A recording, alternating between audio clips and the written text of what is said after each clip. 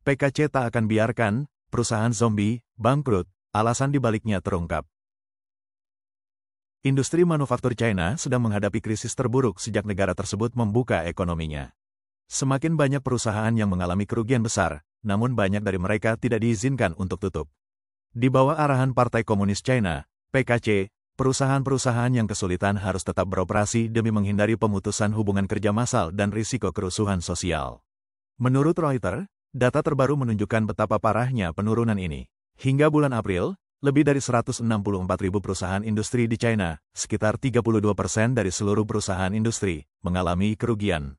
Ini meningkat 3,6% dibanding tahun sebelumnya. Sektor yang paling terdampak termasuk furnitur dan mainan. Ekonom asal Amerika Serikat, Profesor Xie Tian, mengatakan bahwa kondisi ini sangat mengkhawatirkan. Hampir sepertiga perusahaan industri China telah tutup, dan perusahaan-perusahaan ini sebelumnya merupakan pemain ekspor terkuat. Permintaan domestik anjlok, daya beli menurun, dan pasar ekspor menyusut akibat tarif dan pembatasan. Perang dagang yang sedang berlangsung antara AS dan China telah memangkas ekspor China ke AS secara signifikan, mengancam jutaan lapangan kerja dan memperparah tekanan pengangguran. Pemerintah daerah kini berada di bawah tekanan untuk menopang bisnis yang gagal, dengan stabilitas sosial sebagai prioritas utama.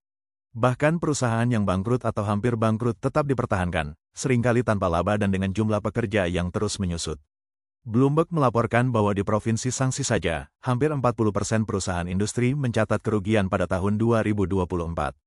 Sektor kendaraan listrik China juga menghadapi kekacauan. Meskipun negara ini memiliki sekitar 140 merek kendaraan listrik, kurang dari 20 yang menghasilkan laba pada tahun 2020. Dayun Auto, yang kini sedang menjalani restrukturisasi berdasarkan perintah pengadilan, masih memproduksi truk, meskipun telah memangkas setengah tenaga kerjanya. Pihak berwenang khawatir akan dampak sosial jika terjadi kehancuran total. Meskipun Beijing telah mengeluarkan berbagai langkah bantuan, pinjaman, subsidi, dan pemotongan pajak, dampaknya tetap terbatas. Profesor Xie Tian menjelaskan, tanpa pesanan ekspor, tidak ada yang bisa disubsidi. Pinjaman tidak akan membantu jika bisnisnya tidak bisa bertahan. Itu seperti menuangkan uang ke kapal yang sedang tenggelam. Jumlah perusahaan zombie, istilah untuk perusahaan yang hanya bertahan karena dukungan pemerintah, melonjak 27% pada tahun 2023. Ekonom David J. Wong memperingatkan bahwa tren ini memperparah masalah sistemik. Perusahaan zombie menerima pesanan dengan harga berapapun hanya untuk bertahan hidup, yang menyebabkan harga dan upah turun. Hal ini melemahkan konsumsi dan memperburuk deflasi. Masalah kelebihan kapasitas tetap tidak terselesaikan, menyebabkan sumber daya dialokasikan secara salah dan lingkaran setan yang terus berulang. Sementara itu, sistem pengadilan China tidak memiliki kapasitas untuk menangani kebangkrutan dalam skala besar. Dari lebih dari 3.000 pengadilan, hanya sekitar 100 yang berspesialisasi dalam kasus kebangkrutan. Banyak perusahaan yang ingin keluar dari pasar, tetapi tidak bisa.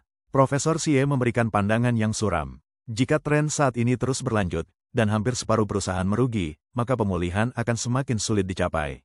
Kegagalan bisnis akan melonjak, pengangguran akan meningkat, dan permintaan domestik akan terus menyusut. Ekonomi akan semakin terjebak dalam kebuntuan. Para analis menyatakan bahwa China mungkin sudah memasuki masa kemerosotan ekonomi yang berkepanjangan, tanpa jalur pemulihan yang jelas di depan mata.